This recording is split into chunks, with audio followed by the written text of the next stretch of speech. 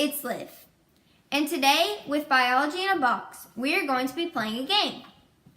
Now that you have been introduced to all of the animal scats and all of the animal tracks, we are going to play a game that helps you better understand which animal made them.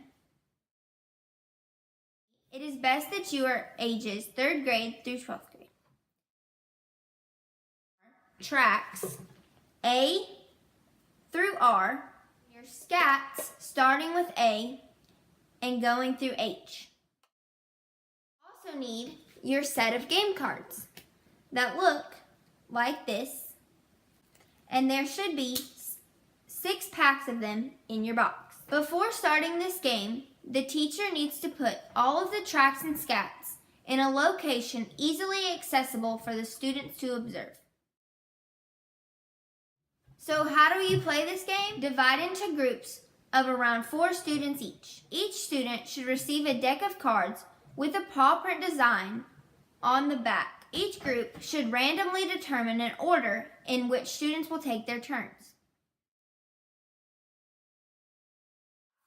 On your turn, draw a card from the top of the deck. This card will be labeled with the class, order, family, habitat, or diet of an animal. On a piece of paper, write down the information from your card. Go to the station where the teacher has placed all the animal tracks and samples. Beside the information you just wrote down on your card, write down the letter of the track of the scat sample you think comes from the animal that matches the information on your card. Make sure you indicate whether you selected a track or a scat. Play then continues with each other student in your group doing the same on their turn. Some cards will have more than one animal that corresponds to them.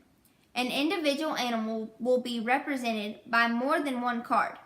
You may write down the same track or scat sample for more than one card that you draw. The game ends when all cards in the deck have been drawn. Consult the answers in the animal book found at the website above. Scores can be tallied by giving each member of your group 1 point for each card that they correctly match to the track or scat sample. The student in each group with the most points wins. If you like, play the game as many times as time allows. This will help you in learning more about various animals presented in this unit. If you would like to play a different way or find alternate rules, you can go to the website above and there will be some. I hope you have fun playing. Thanks for watching and see you next time on Biology in a Box.